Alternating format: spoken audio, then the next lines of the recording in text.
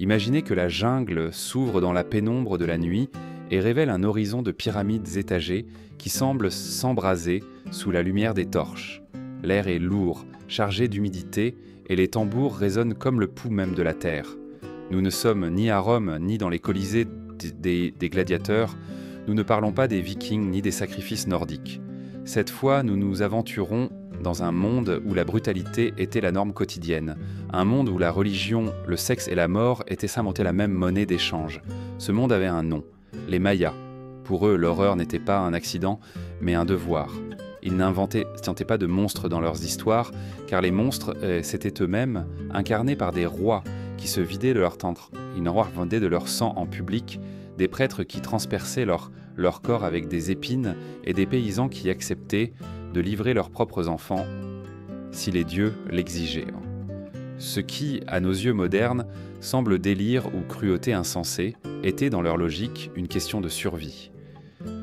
Nourrir le cosmos de sang était aussi nécessaire que de cultiver le maïs. Et le maïs n'était pas un simple aliment, c'était la chair des hommes, la substance dont, selon leur mythe, les premiers humains avaient été créés. La question inévitable est de savoir comment une civilisation capable de calculer des éclipses avec une précision qui humiliait l'Europe médiévale, ou d'ériger des villes aussi imposantes que Manhattan au milieu de la jungle, pouvait en même temps se plonger dans des rituels qui nous rappellent la torture la plus impitoyable. La réponse se trouve dans leur vision du monde. Pour les Mayas, l'univers était un contrat perpétuel. La vie humaine était un prêt et le paiement devait être effectué en fluide. Sang, sperme, sueur, salive. Chaque goutte avait une valeur symbolique, chaque expiration pouvait devenir un tribut. Pensons un instant à notre propre époque. Aujourd'hui, nous adorons d'autres dieux. Le succès, la consommation, l'image. Nous nous faisons tatouer, nous subissons des chirurgies douloureuses, nous consacrons des heures infinies de travail en échange d'une place dans la pyramide sociale. La différence est que nous appelons cela le progrès ou un mode de vie. Eux appelaient cela un sacrifice. Et même si la distance temporelle est abyssale, la logique n'en demeure pas moins étrangement similaire. Au XXIe siècle, comme dans le monde maya, le corps est l'autel sur lequel on négocie avec le pouvoir. L'obscurité de la civilisation maya ne se limite pas aux chroniques sanglantes des conquistadors. L'archéologie confirme ce qui fut longtemps considéré comme une exagération, crânes perforés, os portant des marques de coupures rituelles, stèles racontant des mariages incestueux et codex décrivant des pratiques d'auto-sacrifice génital. Ce n'est ni un mythe, ni une invention morbide. C'est l'histoire écrite dans la pierre et la chair. Et plus nous lisons leurs récits, plus nous découvrons que le macabre était le langage naturel de leur religion. Dans cette première partie, nous ouvrons la porte à cet univers sombre, un endroit où la famille royale se mariait entre elles pour préserver le sang divin, où les prêtres justifiaient la douleur comme un pont vers le sacré et où le peuple acceptait avec résignation que la souffrance était la seule garantie que le soleil se lèverait le lendemain. Le monde maya était brillant et en même temps implacable, capable d'observer les cieux avec des yeux mathématiques tout en enfonçant des couteaux d'obsidienne dans la poitrine de leurs victimes. Le plus perturbant, ce n'est pas seulement ce qu'ils ont fait, mais ce que cela signifie. Jusqu'où le besoin d'ordonner l'univers pousse-t-il les hommes à créer des systèmes d'horreur institutionnalisés ? Combien de douleurs peut-on justifier au nom des dieux ou de la politique ? En écoutant ces histoires, il est impossible de ne pas regarder notre propre présent et de nous demander quels sacrifices nous continuons d'offrir, même déguisés sous d'autres noms. Bienvenue donc dans le côté obscur de l'histoire. Une histoire où chaque grain de maïs pouvait être une tombe, où chaque union sexuelle pouvait devenir une offrande et où chaque naissance était marquée par l'ombre du sang. Accompagnez-nous dans ce voyage parmi les temples couverts de mousse, les calendriers gravés dans la pierre et les rituels qui nous font encore frissonner aujourd'hui. Ce que vous allez entendre n'est ni fiction ni fantaisie. C'est la vérité nue d'une civilisation qui a fait de la douleur, une langue et du sang un contrat éternel avec le cosmos. Dans les entrailles de la jungle, les Mayas ont érigé des cités qui étaient des royaumes plutôt miniatures. Il n'y avait pas de grand empereur pour les unir tous, comme à Rome ou en Chine. Chaque cité, Tikal, Palenque, Calakmul, Copan, était un monde à part entière, gouverné par un Adjao, une figure ambiguë et dangereuse, à la fois roi, prêtre et incarnation vivante des dieux. Son pouvoir n'était pas contesté car on disait qu'il descendait directement du soleil, de la lune ou des étoiles. Et quand quelqu'un osait en douter, la réponse était immédiate, une exécution publique, rapide et sanglante qui servait de rappel. La politique maya ne connaissait ni constitution ni parlement. Son code juridique était un théâtre de cruauté. Celui qui volait devenait esclave. Celui qui devait de l'argent pouvait livrer ses enfants en garantie. Celui qui tuait payait de sa propre vie ou de celle de sa famille. La justice ne cherchait pas à réhabiliter, mais à terroriser. La punition visible, exposée sur les places, servait d'avertissement. Ainsi, l'ordre social était maintenu autant par la peur que par la dévotion. Et la peur, dans une société qui voyait les dieux comme des juges implacables, était un instrument de gouvernement aussi efficace que l'armée. Dans chaque cité, les scribes passaient leur vie à graver des hiéroglyphes sur des stèles de pierre. Ce n'était pas de simples chroniques. C'était de la propagande. Chaque ligne exaltait l'Adjao comme un être divin. Chaque relief montrait des sacrifices consommés qui confirmaient son autorité. Le pouvoir était héréditaire, oui, mais non sans trahison. Des frères qui s'entretuaient, des neveux qui conspiraient contre leurs oncles, des reines qui manipulaient les mariages apprêtés pour placer leur enfant sur le trône. Ce qui en Europe inspirerait des romans de chevalerie était ici la vie réelle, teinte de sang et de sueur. L'élite se protégeait d'une aura de sacralité. Le roi ne gouvernait pas seul. Il était entouré de prêtres qui interprétaient en train les calendriers, décidaient quand semer, quand faire la guerre, quand s'ouvrir la chair pour offrir du sang aux dieux. D'une certaine manière, l'Adjo était l'acteur principal d'un drame cosmique sans fin. Le peuple le voyait comme le gardien de l'équilibre universel. Et lui, conscient de ce rôle, mettait en scène son pouvoir lors de rituels qui mêlaient politique et religion. La société était divisée en couches distinctes. Au sommet, les nobles et les prêtres, au milieu, les artisans et les commerçants, à la base, les paysans et les esclaves. Les paysans ne faisaient pas que nourrir la cité de maïs et de cacao, ils étaient aussi le combustible humain pour les sacrifices. Leur sueur soutenait les pyramides et leur sang nourrissait les dieux. Dans la logique maya, la vie d'un paysan était la propriété du cosmos. S'il y avait sécheresse, quelqu'un devait payer. S'il y avait défaite militaire, quelqu'un devait mourir. L'ordre était si strict que même la sexualité et l'enfance étaient régulées par le même principe. Une jeune fille noble pouvait être mariée à 12 ans parce que la nécessité des alliances l'exigeait. Un jeune guerrier pouvait être condamné à mourir sur un autel simplement parce que sa cité avait perdu une guerre. Personne n'échappait à la machinerie. Le corps, de la naissance à la tombe, appartenait d'abord aux dieux, puis à l'Adjar qui prétendait parler en leur nom. Était-ce tout cela de la folie ? De notre point de vue contemporain, cela semble un système inhumain. Mais pensons au contexte. Vivre dans la jungle méso-américaine signifiait lutter contre les sécheresses, les fléaux, les guerres constantes. La survie dépendait de la capacité à convaincre des millions de personnes que leur vie était soumise à un pacte invisible. Dans ce pacte, le roi était médiateur et bourreau. Ses couteaux d'obsidienne étaient autant des instruments de sacrifice que des outils politiques. Il y a un écho troublant dans cette structure. Actuellement, nous n'avons pas besoin de pyramides ni de sang pour maintenir les hiérarchies, mais nous continuons à construire des systèmes qui exigent l'obéissance en échange de l'ordre. Caméras de surveillance, tribunaux, prisons, le panoptique moderne n'a pas besoin d'obsidienne. Les algorithmes et les écrans suffisent. Chez les Mayas, le sang était le prix de la stabilité. Chez nous, le prix peut être la vie privée, la liberté, l'individualité. Les Mayas le comprenaient autrement. L'univers était rempli de forces chaotiques, et seul un pouvoir implacable pouvait les maîtriser. L'Adjo n'était pas un tyran par caprice, il était un gardien cosmique. Et même si ce rôle justifiait des atrocités, personne n'osait le remettre en question, car le remettre en question, c'était défier les dieux eux-mêmes. Le résultat était une civilisation brillante et cruelle, où chaque loi était un rappel que la vie humaine n'avait de valeur que dans la mesure où elle servait à l'ordre cosmique. Pour les Mayas, le contrat social était littéral. Sans sacrifice, pas de soleil, sans douleur, pas de maïs, sans sang, pas d'avenir. Et ce contrat n'était pas écrit sur des parchemins, mais sur des corps exsangues sous les pyramides. Au sommet des pyramides, où le vent soufflait avec un écho sacré, les Mayas ont bâti une fiction puissante. Le sang de leur roi n'était pas humain, mais divin. Et pour maintenir cette illusion, ils ont fait l'impensable. Les Hadjo ne cherchaient pas d'épouse dans des terres lointaines, ni ne pactisaient en taux de mariage avec des familles étrangères à leur lignée. Au contraire, ils fermaient les portes comme si le pouvoir était un trésor à garder dans une cage dorée. Les archéologues ont découvert des stèles et des codex qui narrent des généalogies qui n'étaient pas impossibles. Frères devenus époux, oncles, maris de leur nièce, pères fiers de donner leur fille comme consort. À nos yeux, cela ressemble à l'intrigue d'une tragédie morbide. Pour eux, c'était une stratégie politique. La lignée devait rester intacte, pure, impénétrable. L'idée de mélanger le sang royal avec celui des paysans ou des commerçants était impensable, une profanation de l'ordre cosmique. Le titre d'Hadjo n'était pas seulement une charge, c'était une incarnation.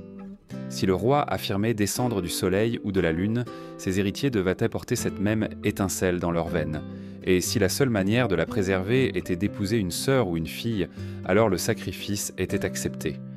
Il ne s'agissait ni d'amour ni de désir, mais de maintenir vivante la fiction du pouvoir. À Palenque, Pakal le Grand garantit sa dynastie par des alliances incestueuses. À Copan, les hiéroglyphes montrent un schéma similaire. Tout restait en famille. Les prêtres justifiaient cette pratique par des discours religieux. Ils disaient mention que les dieux, dans les mythes, s'unissaient aussi entre eux. Le soleil et la lune étaient bons frères et amants en même temps. Les étoiles se multipliaient par contact incestueux. Si les astres pouvaient le faire, pourquoi pas les hommes qui en descendaient? Ainsi, l'inceste se transformait en rite, la déformation génétique en preuve de sainteté.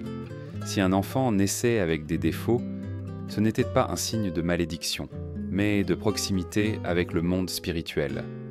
Dans une perspective psychologique, ce mécanisme est perturbant. Transformer la maladie en signe divin est un exemple brutal de la manière dont le pouvoir manipule la perception collective. Ce qui, dans une autre culture, aurait été un stigmate, était ici un trophée. Le paysan qui voyait son roi boiter, avec une mâchoire déformée ou le regard perdu, ne pensait pas à la faiblesse mais au mysticisme. Plus la lignée était étrange, plus elle semblait sacrée. L'écho de ces pratiques ne se limite pas aux Mayas. Les pharaons égyptiens se mariaient entre frères pour conserver le sang royal. Les Habsbourg européens ont pratiqué l'endogamie jusqu'à ce que leur visage se déforme avec la célèbre mâchoire prognate. Ce qui change, c'est le décor. En Égypte, les sables du Nil, en Europe, les palais de Vienne. Dans le monde maya, les jungles étouffantes et les temples d'obsidienne. Dans tous les cas, l'obsession était la même, maintenir la fiction selon laquelle le pouvoir descendait des dieux. Mais derrière le masque sacré se cachait une vérité amère. L'endogamie affaiblissait la santé de l'élite.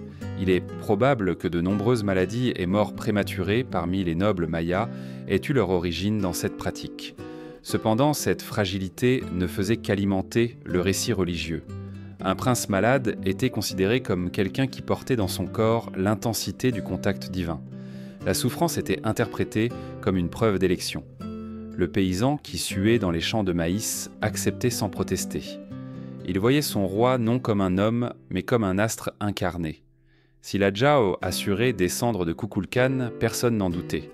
Et si ce même roi partageait tant le lit avec sa sœur ou sa mère, le peuple l'acceptait comme un geste cosmique. Après tout, la famille royale ne vivait pas dans la même dimension que les autres. C'étaient des dieux marchant parmi les hommes. Cette construction symbolique générait une distance infranchissable. La noblesse vivait enfermée dans un cercle hermétique, inaccessible aux autres. Aucun commun ne pouvait aspirer à épouser un membre de la royauté. Et si jamais cela arrivait, c'était dans le cadre d'un rituel de sacrifice, et non comme une union légitime. Le sang devait rester pur, même si cela signifiait répéter un cycle de mariage malsain et d'enfants voués à la douleur. En termes philosophiques, l'inceste royal révèle la tension éternelle entre la biologie et le mythe. La biologie se dégrade avec l'endogamie, mais le mythe la transforme en gloire. La réalité se soumet à la fiction parce que la fiction soutient le pouvoir. C'est un rappel que les sociétés de tout ce temps ont préféré sacrifier la chair plutôt que d'admettre la fragilité de l'ordre qui les soutient. Les conquistadors espagnols, à leur arrivée, ont écrit avec horreur sur ces coutumes. Beaucoup ont exagéré, décrivant des orgies palatiales et des généalogies cauchemardesques. Cependant, les hiéroglyphes et les stèles confirment que la base était réelle. Ce qui, pour un chroniqueur chrétien, était un péché, pour un prêtre maya était une liturgie. Et dans cette contradiction se dessine l'abîme entre deux cosmovisions irréconciliables. Le sang était l'axe du pouvoir, un sang divin qui ne pouvait être dilué, un sang qui justifiait des mariages impossibles, des corps déformés et une lignée fermée sur elle-même. Au fond, les Mayas ont construit une prison invisible, un cercle où tous étaient transparents de tous et où le pouvoir se transmettait comme un feu qui ne devait jamais quitter le foyer. Et cette prison n'était pas moins efficace pour être faite de symboles. Au contraire, elle était indestructible. Le peuple la vénérait, les prêtres la justifiaient et les rois la célébraient. L'inceste n'était pas une faiblesse, c'était une stratégie. Ce n'était pas une honte, c'était une gloire. C'est ainsi que s'est élevée une élite qui, même malade et marquée par l'endogamie, se présentait comme d'autant plus divine qu'elle devenait étrange. Au cœur de la vision du monde maya, il y avait un principe inébranlable. La vie devait être payée par la vie et le corps du roi était la monnaie la plus précieuse de toutes. Il ne suffisait pas de sacrifier les ennemis capturés au combat ou les esclaves offerts à l'autel. Les adjao et les prêtres avaient l'obligation de démontrer, devant tous, qu'ils étaient prêts à déchirer leur propre chair pour maintenir l'équilibre cosmique. C'est ainsi qu'est né l'un des rituels les plus étranges et les plus perturbants de l'histoire, l'autosacrifice. Les codex, comme celui de Dresde ou de Madrid, montrent des scènes explicites, des nobles transperçant leur langue avec des épines, des femmes passant des cordelettes à travers leurs lèvres jusqu'à ce que le sang jaillisse en fil rouge, et surtout des hommes qui se perforaient dans le membre pour offrir leur fluide vital. Le rituel n'était ni secret ni intime. Il était public, théâtral. Le roi, vêtu de plumes de quetzal et de jade brillant, s'agenouillait devant la foule. Dans ses mains, il tenait une cordelette garnie d'épines de raies pastenague. Il l'introduisait lentement dans l'urètre, la faisait passer de part en part et laissait le sang tomber sur des bandelettes de papier d'écorce. Ces bandelettes étaient ensuite brûlées, libérant une fumée épaisse qui montait vers le ciel comme un message direct aux dieux. Pour nous, une telle pratique frise l'inhumain, un acte de masochisme insupportable. Mais dans l'univers maya, elle avait un sens profond. Le sang du pénis était l'équivalent du sperme, fluide générateur, semence divine. En le répandant sur la terre ou en l'envoyant enfumer vers le firmament, le souverain fécondait le cosmos, reproduisant dans sa chair l'acte primordial de la création. La douleur était une partie essentielle du message. Plus elle était intense, plus le signal était d'éclair. Un souverain qui se vidait de son sang devant tous démontrait qu'il ne craignait rien et qu'il était prêt à souffrir au nom de son peuple. La participation ne se limitait pas aux hommes. Les femmes nobles offraient aussi leur sang. Elles se perçaient le torse, la langue ou les oreilles, laissant les filles imbibées de rouge pendre comme symbole de dévotion. Dans les deux cas, la souffrance était un spectacle. Le peuple observait, convaincu que ce sacrifice intime maintenait le soleil en marche, garantissait la pluie et protégeait les récoltes de maïs. C'était une économie rituelle, plus de douleur, plus de stabilité. Dans une perspective psychologique, l'autosacrifice révèle un mécanisme de pouvoir fascinant. Le corps du roi n'appartenait pas à lui-même, mais à la communauté. Saigner en public était un rappel qu'il payait aussi sa part. Si les paysans suarent dans les champs et livraient des enfants au temple, l'adjo saignait sur l'autel. La douleur, partagée à différents niveaux, fonctionnait comme un ciment social. Mais la différence était évidente. La souffrance du paysan l'affaiblissait. La souffrance du roi le transformait en Dieu. Ce rituel n'était pas propre aux Mayas. Dans d'autres cultures, la douleur était aussi une voie de contact avec le divin. Les fakirs de l'Inde, les ascètes chrétiens qui se flagellaient jusqu'au sang, les mystiques collègues soufis qui entraient en transe avec des danses exténuantes. Tous partageaient l'idée que la douleur ouvre une porte au monde spirituel. Ce qui distinguait les Mayas était l'institutionnalisation. Ce n'était pas une pratique marginale d'ascètes isolés.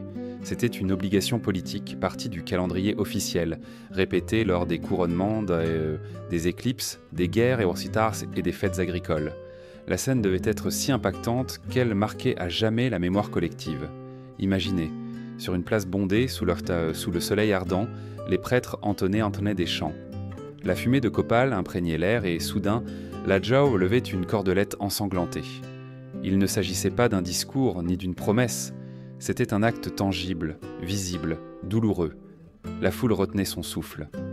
Et lorsque la fumée des papiers imbibés montait vers le ciel, tous savaient que le contrat avec les dieux avait été renouvelé. Autant le détail grotesque est que les étoffes tachées de sang étaient conservées comme des reliques. Ce n'étaient pas des déchets, mais c'est des trophées. Elles étaient exposées dans les temples comme un rappel du don du souverain. Pour la mentalité maya, le sang était trop précieux pour disparaître sans laisser de traces. Conservé sur ces papiers durcis, il restait un pont vers le sacré. Le contexte cosmologique est encore plus inquiétant. La Terre était conçue comme une matrice féminine toujours affamée de fécondation. Le pénis du roi, en saignant, n'était pas seulement un organe masculin. C'était une charrue cosmique qui pénétrait l'univers. Chaque goutte rouge équivalait à un coït symbolique entre le souverain et la déesse Terre.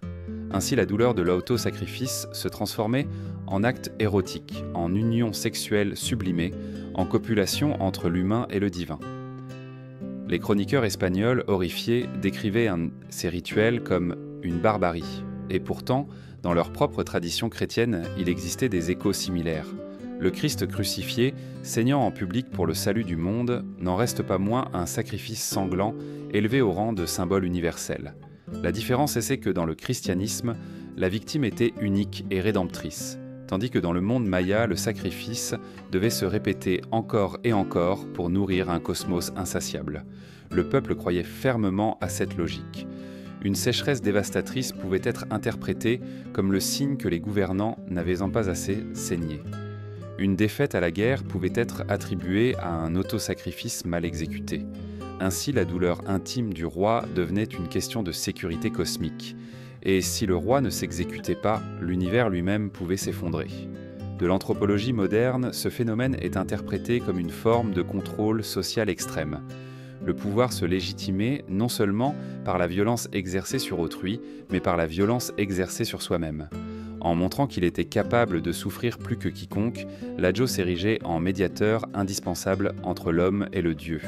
Personne ne pouvait lui disputer ce rôle, car personne d'autre n'était prêt à s'ouvrir les entrailles en public. Aujourd'hui, cela nous semble absurde, presque impossible à imaginer. Mais la logique reste reconnaissable. Dans nos sociétés, les dirigeants ne saignent pas littéralement, mais on exige d'eux des gestes de sacrifice, de longues heures de travail, des renoncements publics, des démonstrations de dévouement qui génèrent la confiance. Le corps du pouvoir reste une scène, même avec d'autres instruments. Pour les Mayas, l'autosacrifice n'était ni une option ni un excès. C'était le cœur même de leur religion et de leur politique. Et même si cela nous donne des frissons, dans leur vision, c'était la seule garantie que le soleil se lèverait, que la pluie tomberait, que le maïs pousserait. Mieux valait saigner un instant que de condamner toute la communauté à la sécheresse éternelle. Ainsi, la douleur se transformait en extase, la blessure en prière et le sang en contrat. Chaque coupure, chaque perforation, chaque cordelette ensanglantée était une promesse visible que le cosmos continuerait de tourner. Et dans cette brutalité, les Mayas ont trouvé le moyen de maintenir pendant des siècles un ordre qui semblait inébranlable, jusqu'à ce que l'histoire elle-même décide de les déchirer. Si les autosacrifices semblaient déjà le comble de la brutalité rituelle, la mythologie maya pousse cette logique encore plus loin. Le Popol Vuh, texte sacré des Mayas quichés, ne commence pas par un que la lumière soit, comme dans la tradition judéo-chrétienne, mais par une décapitation. La vie ne surgit pas de l'harmonie, mais de la violence, du déchirement. Hun Hunarpu, un joueur de balle, est décapité par les seigneurs de l'inframonde et sa tête est pendue à un arbre. Mais ce crâne ne pourrit pas et ne meurt pas. Il bourgeonne sur l'arbre comme un fruit étrange, un hybride entre la courge et le crâne. Et de cette anomalie naît le plus insolite. Une princesse qui, en s'approchant, reçoit dans sa main un crachat du crâne parlant. Ce crachat la laisse enceinte des jumeaux héros qui, plus tard, sauveraient pas le monde. À première vue, le récit semble grotesque, presque comique. Mais dans la mentalité maya, il renferme une signification cosmique. Les fluides sont équivalents. La salive n'est pas une simple salive, c'est du sperme divin. La tête décapitée n'en écrant pas la mort, c'est une matrice. La conception ne requiert pas d'union physique. Un simple transfert d'un fluide chargé de pouvoir suffit. Tout comme dans la cosmovision chrétienne, le Saint-Esprit engendre sans contact charnel, dans la Maya, le souffle et la salive sont des graines sacrées. La différence réside dans le ton. Au lieu d'adoucir le miracle avec des métaphores célestes, les Mayas le racontent avec une crudité corporelle. Ce mythe nous montre une constante.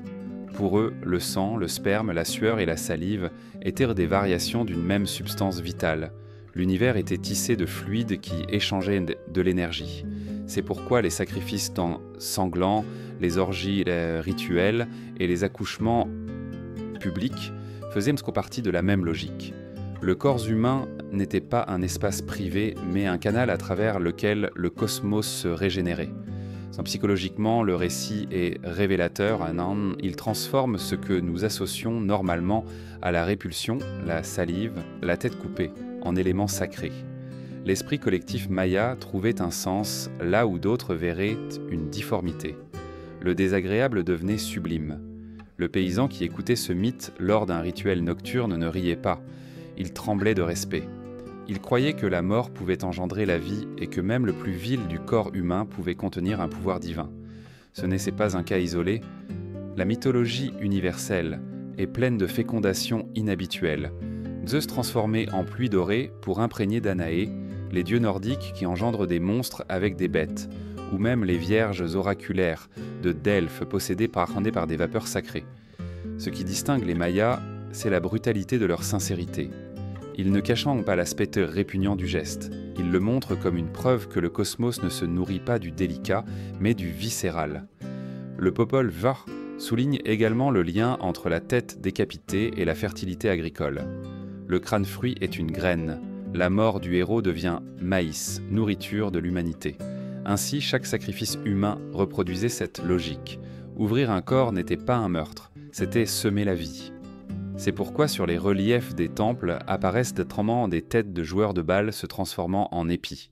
La décapitation n'était pas une fin, mais une germination.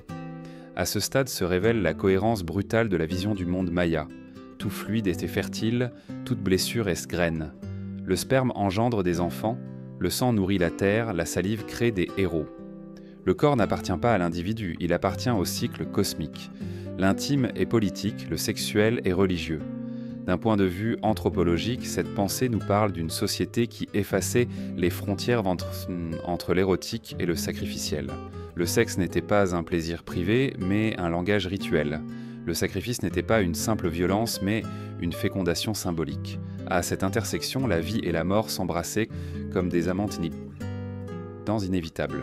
Les Espagnols qui entendirent ces récits furent horrifiés. Ils les écrivirent sur un ton de condamnation, comme s'il s'agissait d'hérésies répugnantes. Cependant, les découvertes archéologiques confirment que ce n'étaient pas des fantasmes coloniaux. Des vases, des fresques et des codex montrent des scènes où la décapitation et la fécondité sont représentées comme les deux faces d'une même médaille.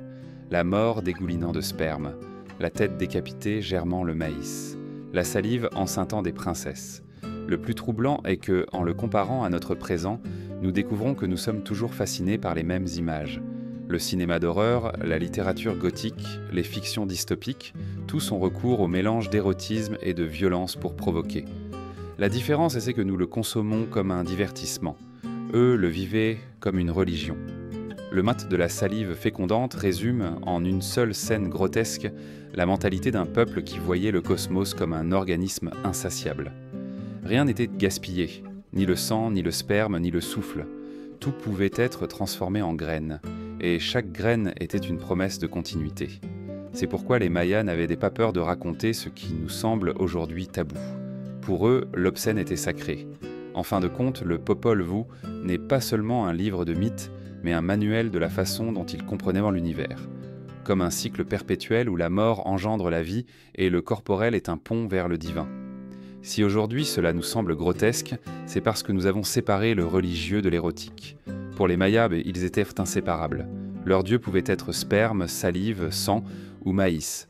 Et dans ce mélange brutal, ils trouvaient un sens à l'existence. Parmi les pratiques les plus troublantes du monde maya, peu sont aussi dérangeantes pour notre regard moderne que la prostitution sacrée. Dans les temples dédiés à Ixchel, la déesse de la lune, de la fertilité et de l'accouchement, Des jeunes femmes étaient offertes comme épouses en rituel de la divinité. Mais ce mariage ne se scellait pas par des prières ou des chants, mais par le corps. Les pèlerins qui se rendaient sur l'île de Cozumel ne cherchaient pas seulement à consulter des oracles ou à demander une descendance. Ils s'unissaient aussi physiquement avec les femmes consacrées, convaincus qu'à travers elles, ils pénétraient dans la chair même de la déesse. Le culte d'Ixchel avait un double visage. Tantôt elle était représentée comme une vieille femme aux griffes versant de l'eau d'une jarre, tantôt comme une jeune femme séductrice entourée de lapins, symbole de fécondité. Cette dualité reflétait le destin des femmes qui lui étaient dédiées, à la fois sacrées et vulnérables, vénérées comme des prêtresses et utilisées comme des instruments. La cérémonie n'était ni clandestine ni honteuse. C'était un acte public de dévotion. Dans la mentalité maya, coucher avec une femme du temple n'était pas un péché, c'était une prière. Pour nous, le contraste est brutal. Comment l'exploitation sexuelle pouvait-elle être considérée comme un devoir religieux? Mais dans leur vision du monde, l'acte avait un sens. La fertilité du maïs, la pluie, le cycle agricole dépendaient au point de la reproduction, au lit de l'union cosmique entre le ciel et la terre. La femme était une matrice vivante, un autel de chair. Chaque union n'était pas une rencontre privée, mais un tribut à l'univers.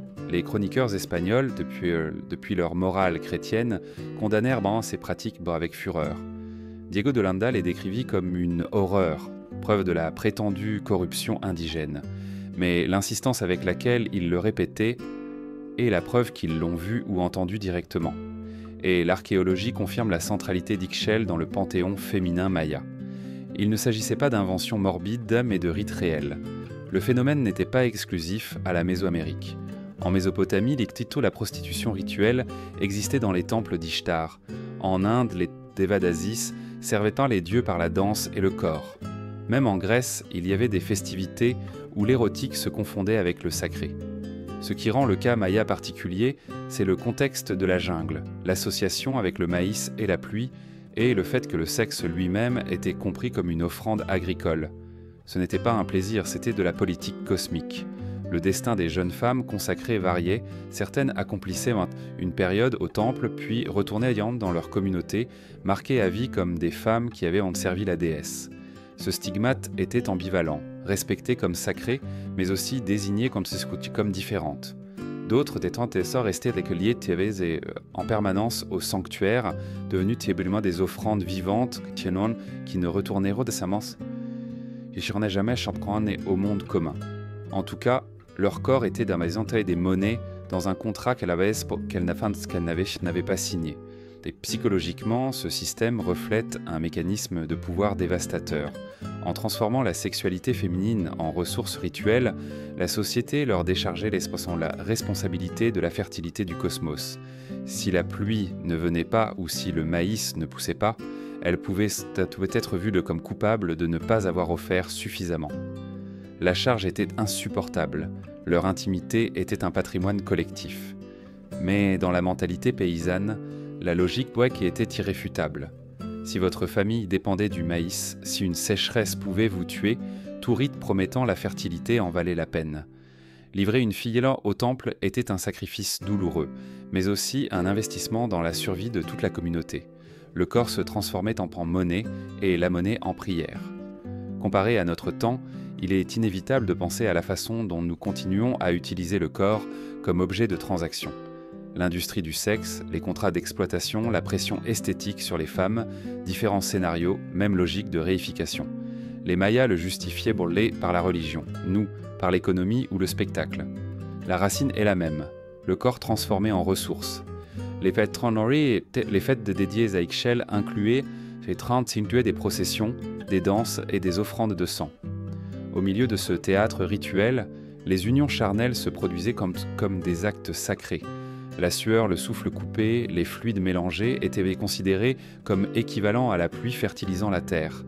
L'intime devenait cosmique, l'érotique se transformait en prière. Et même si, de notre point de vue, cela ressemble à un abus déguisé, dans cette société, c'était compris comme un devoir. L'ironie cruelle est que les plus touchés étaient les jeunes femmes sélectionnées, souvent livrées par leur propre famille, pour elles, il n'y avait pas de choix, seulement le destin. Mais la machinerie religieuse justifiait la violence avec des mots de fertilité et de dévotion. Au final, la graine poussait, le maïs germait à nouveau et le cycle était considéré comme accompli. Le prix était payé par leur corps. Ce chapitre révèle la face la plus inquiétante du pouvoir maya, la fusion entre le sexuel et le sacré, entre la chair et le cosmos. Il nous rappelle que les religions de toutes les époques ont utilisé le corps comme autel, et ce qui pour nous est de profanation, pour d'autres était prière. Dans le monde maya, le corps humain n'était pas une propriété privée, c'était la propriété des dieux. Et sous ce mandat, le désir, le sang et le sexe se transformaient en outils politiques. La prostitution sacrée n'était pas un vice ni un plaisir clandestin. Ce fut, avec toute sa brutalité, l'incarnation vivante d'une vision du monde où l'univers exigeait la chair pour se maintenir en équilibre. Le mariage dans l'élite maya n'était pas une affaire d'amour ou de passion privée. C'était une transaction politique, une manœuvre diplomatique aussi aiguisée que les couteaux d'obsidienne qui ouvraient les poitrines sur les autels. Chaque épouse était un traité, chaque union une alliance. La Zhou, seigneur suprême de la cité-État, accumulait les femmes comme on accumule les armées, car il savait que chaque mariage équivalait à 100 lances de moins, pointant vers ses remparts. Les généalogies mayas sont des cartes de pouvoir déguisées en arbres généalogiques. Le roi de Tikal épousait la fille d'un noble de Calakmul, non pas parce qu'il cherchait de la tendresse sous la lune, mais parce qu'il voulait s'assurer que son ennemi le plus proche ne l'attaquerait pas à la prochaine saison des pluies. À Copan, les souverains acceptaient d'être des épouses de différents clans rivaux pour tisser un réseau d'alliances qui blindait la cité. Les stèles sculptées ne cachent pas la fierté. Les Hadja se vantaient non seulement de temples et de conquêtes, mais aussi d'épouses obtenues comme trophées pram et politiques. La grande épouse, celle de sang le plus noble, était la mère de l'héritier légitime. Autour d'elle gravitaient d'autres femmes, filles de lignées voisines, chacune avec sa propre suite et son propre intérêt. Ce n'étaient pas des figures décoratives, c'étaient des pièces d'échecs soigneusement placées. Leur présence signifiait des armées, des richesses ou des routes commerciales, mais aussi des intrigues. Car si un fils d'une épouse secondaire obtenait un soutien suffisant, il pouvait tenter de déplacer l'héritier officiel. Ainsi, la polygamie non seulement garantissait la paix externe, mais alimentait aussi la guerre interne, un drame silencieux de jalousie et de conspiration. Dans les palais, la vie était une guerre froide, perpétuelle. Chaque épouse défendait l'avenir de ses enfants comme s'il s'agissait d'une armée miniature. Les intrigues se multipliaient dans les couloirs sombres, lors des banquets, des rituels. La Zhao devait gouverner non seulement sa cité, mais aussi son propre harem politique. Et parfois la stabilité de tout un royaume dépendait plus des tensions au sein du palais que des armées dans la jungle. Le phénomène n'était pas exclusif aux Mayas. En Égypte, les pharaons pratiquaient la polygamie comme stratégie de survie. En Europe, les rois s'unissaient à des princesses étrangères pour sceller des traités. Mais dans la jungle mésoaméricaine, entourée de villes ennemies à quelques kilomètres, la polygamie était une question de vie ou de mort. Un mariage pouvait signifier la différence entre un allié en temps de guerre ou une horde ennemie aux portes. La polygamie se justifiait aussi sur le plan religieux. Ladjo n'était pas un homme comme les autres. Il était un pont entre les dieux et les hommes. Sa capacité à avoir plusieurs épouses était le symbole de cette condition surhumaine. Chaque épouse ajoutait une légitimité divine, comme si son corps était un temple supplémentaire où le roi déposait son pouvoir. Le paysan, en voyant son seigneur entouré de femmes, comprenait qu'il ne contemplait pas un plaisir terrestre, mais l'incarnation d'un destin cosmique. Mais la face la plus sombre de ce système reposait sur les jeunes filles. Dans les familles nobles, les jeunes filles étaient données en mariage, avant même d'atteindre ce que nous appelons aujourd'hui l'adolescence. Les chroniqueurs espagnols furent horrifiés de découvrir que les unions pouvaient en être conclues dès l'âge de 12 ans, parfois même avant. Pour les hommes, l'âge courant était 18 ans. Pour les femmes, les premières menstruations suffisaient. À ce moment-là, leur corps cessait de leur appartenir. Ils devenaient la propriété de la lignée en son de la cité, des dieux. La logique était écrasante dans la vision du monde maya. Plus une jeune femme se mariait tôt, plus elle assurait rapidement une descendance. Pour les paysans, cela signifiait plus de mains pour cultiver le maïs. Pour la noblesse, plus d'héritiers, qui consolidaient les alliances. L'enfance n'existait pas comme une étape d'innocence. Une jeune fille était fille, puis épouse, puis mère. Tout cela en quelques années. Les mariages étaient organisés par des marieurs officiels, les Atanzar, qui négociaient les dots, consultaient sans le calendrier et vérifiaient que les astres étaient propices. Ce n'était pas une affaire romantique, c'était une bureaucratie cosmique. Et si l'union ne produisait pas d'héritier, la femme pouvait être renvoyée comme une marchandise défectueuse. Le corps féminin était une pièce d'échange, une monnaie de pouvoir. Le paysan le comprenait comme un destin. La noblesse le voyait comme une stratégie, et les prêtres le justifiaient comme un mandat divin. La fertilité était un devoir sacré, et les jeunes filles choisies n'étaient pas des victimes, mais des élus tentant des dieux. Mais sous cette rhétorique, la réalité était brutale. L'enfance s'évaporait, absorbée par un engrenage de pouvoir qui ne laissait aucune place à la volonté individuelle. L'archéologie confirme ce que les chroniqueurs ont raconté avec horreur. Des tombes d'adolescentes enterrées avec luxe montrent que, malgré leur jeune âge, elles ont joué des rôles politiques cruciaux. Des restes osseux témoignent de naissances prématurées, preuve de maternité forcée. Les mariages précoces n'étaient pas l'exception, mais la norme. La machine du pouvoir maya exigeait des héritiers et les exigeait tôt. Comparé à notre temps, le contraste est douloureux. Aujourd'hui, nous débattons de l'âge minimum pour le mariage, des droits de l'enfance, de l'autonomie. Dans le monde maya, ces concepts étaient impensables. L'urgence de survivre, de se multiplier, de sceller des pactes, annulait toute notion de liberté personnelle.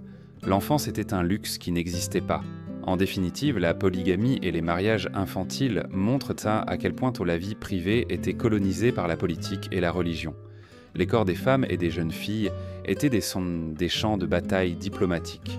Chaque union était un traité déguisé en mariage. Chaque ventre était un échiquier où se jouait le destin d'une cité. Et chaque larme privée restait enfouie sous la logique impitoyable d'un univers qui exigeait des sacrifices non seulement sur les autels, mais aussi dans les lits.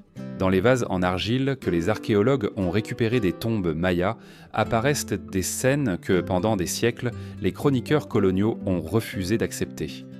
Des hommes enlacés, des figures masculines dans des positions intimes, des prêtres aux attributs féminins, des rois vêtus de jupes brodées. Pour le monde chrétien du XVIe siècle, cela était une aberration. Pour les Mayas, cela faisait partie de leur univers symbolique.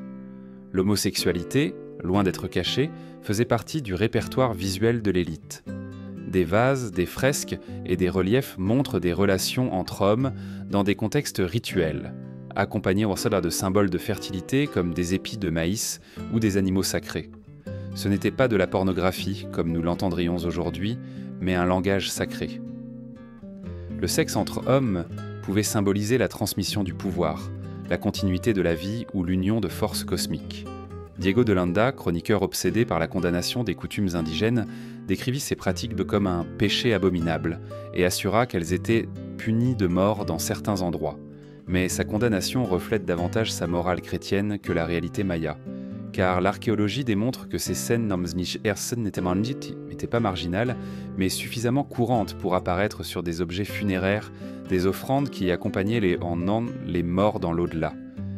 Si elles étaient placées dans les tombes, c'est parce qu'elles faisaient partie de l'identité et non de la honte. Dans la vision du monde maya, le masculin et le féminin n'étaient pas des catégories sans rigides. Les dieux pouvaient être les deux à la fois. Le soleil et la lune étaient frères et amants. Les divinités de l'inframonde pouvaient se transformer en animaux. La dualité était une loi universelle. Les prêtres et les nobles, en imitant les dieux, assumaient cette fluidité. C'était ainsi qu'est né le travestissement rituel. Lors de certaines festivités agricoles, des hommes puissants s'habillaient de huipiles féminins, de jupes tissées et de coiffes imitant de longues chevelures.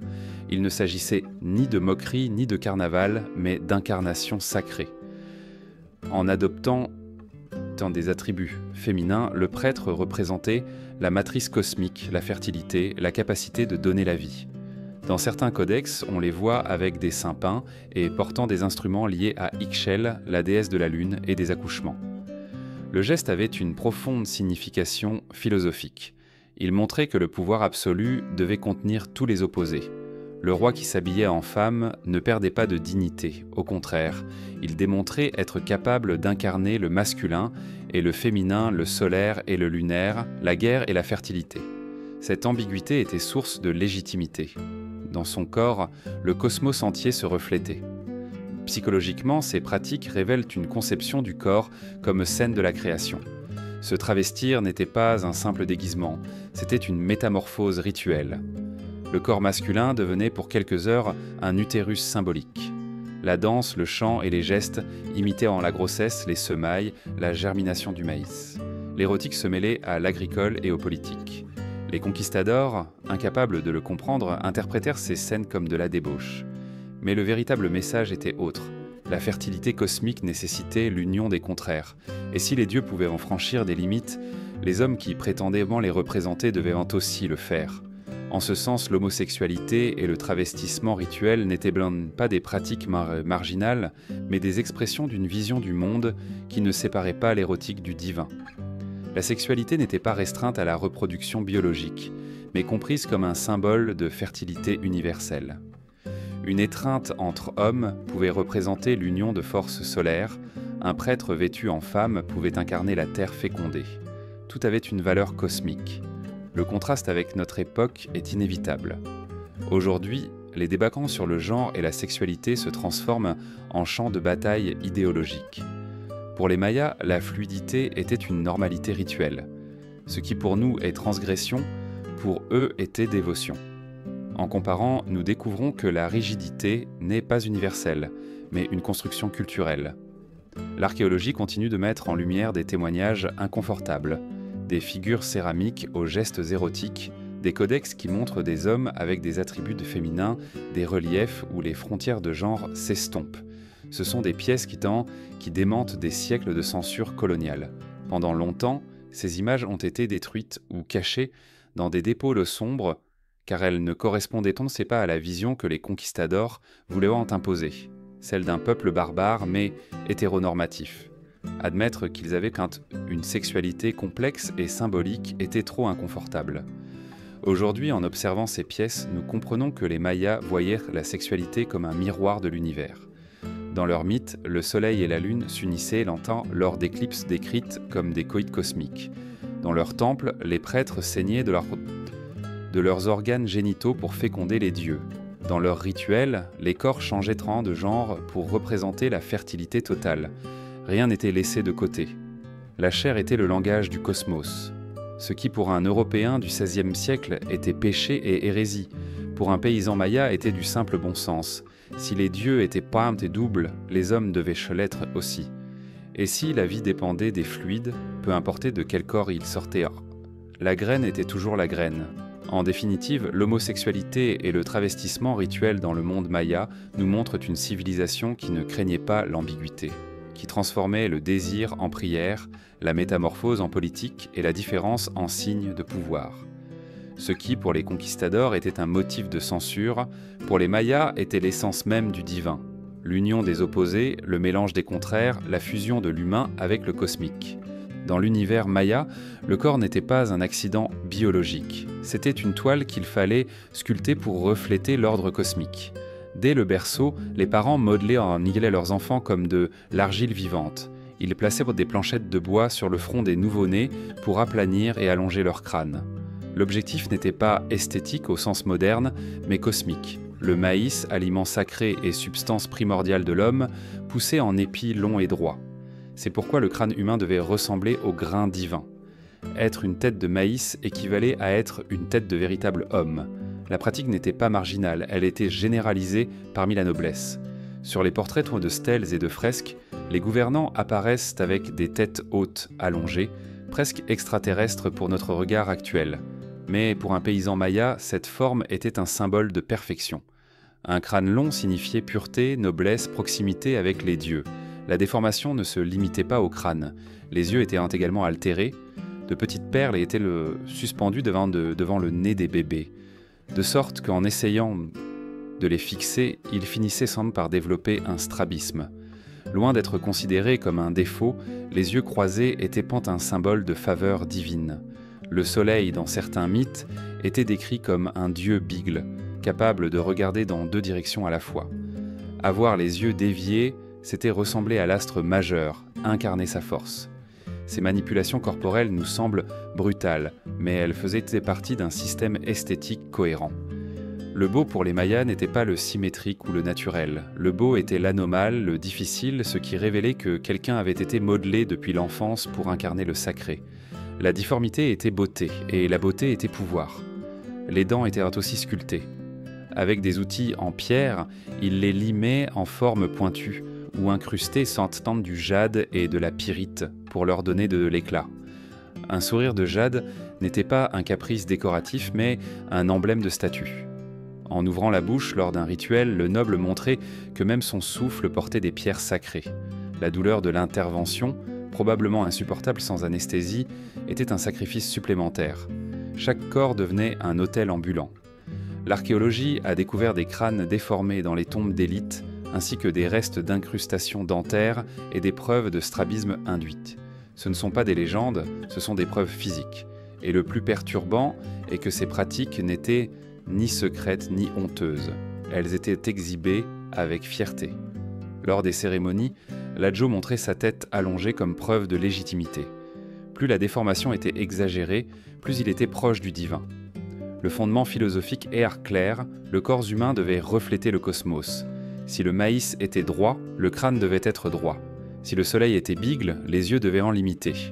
Si le jade brillait comme l'éternité, les dents devaient les porter du jade. La chair était de l'argile malléable, et la modeler était une obligation. Ne pas le faire, c'était rester dans l'état animal, sans transcender vers le divin. Psychologiquement, ce système révèle un mécanisme d'obéissance radicale. Le corps de l'enfant ne lui appartenait pas. Dès la naissance, il était manipulé, tordu, perforé, transformé en emblème d'une esthétique imposée. La souffrance infantile était justifiée comme un investissement en prestige. Ce qui pour nous serait un abus, pour eux était de l'amour paternel. Préparer l'enfant à briller comme le soleil dans la société. L'écho de ces pratiques ne nous est pas aussi étranger que nous le pensons. Aujourd'hui, nous déformons aussi nos corps au nom d'idéaux esthétiques. Chirurgie plastique, orthodontie, douloureuse, régimes extrêmes. Les techniques changent, mais pas la logique. Le corps reste un champ de bataille de valeurs collectives. Chez les Mayas, Orpesto, la beauté était de strabisme et crânes allongés. Chez nous, c'est la minceur, les muscles ou les visages non symétriques. Dans les deux cas, la chair se plie à un idéal social.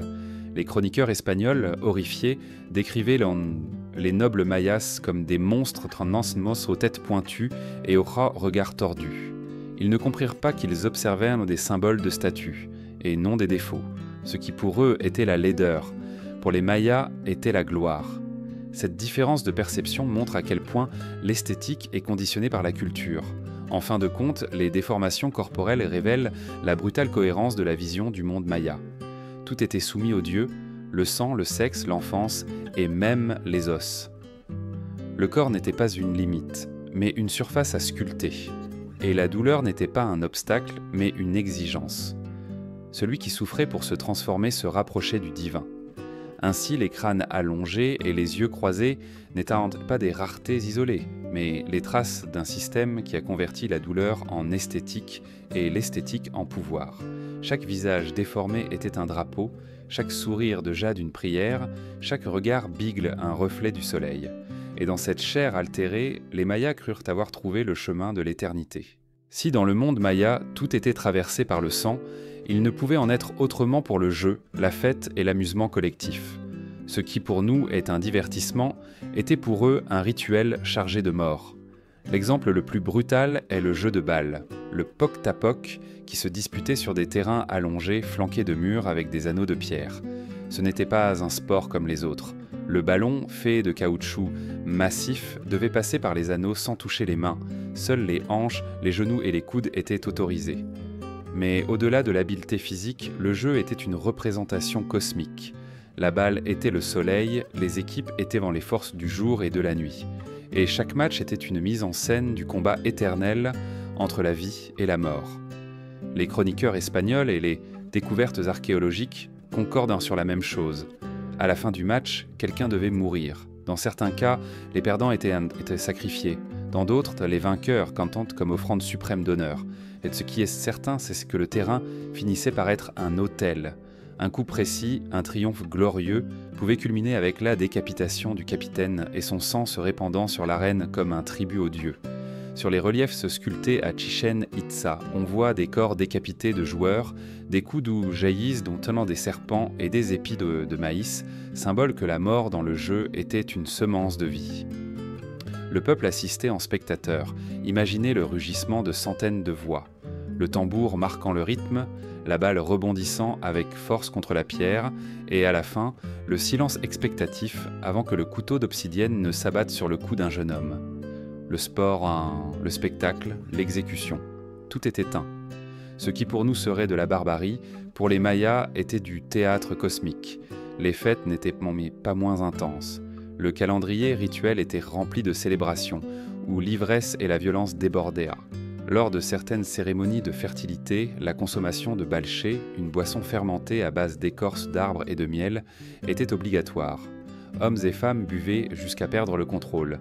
Et dans cet état de transe, les orgies collectives se mêlaient aux danses, à la musique de conques et aux sacrifices d'animaux. L'excès n'était pas un vice, c'était un rite. Le chaos était nécessaire pour réactiver la fertilité du cosmos. Lors de certains festivals, la violence était encore plus explicite. Des prisonniers de guerre étaient capturés et forcés de participer à des simulacres de combat, vêtus d'habits ridicules, tandis que les nobles les observaient ainsi boire et danser. À la fin, ils étaient maintenant sacrifiés en l'honneur des dieux, comme si leur sang couronnait la fête. La mort devenait le climax, le dernier acte d'un carnaval macabre. Le fondement de ces pratiques était toujours agricole et cosmique. Chaque jeu de balle, chaque orgie, chaque sacrifice assurait la continuité du maïs, du soleil, de la pluie.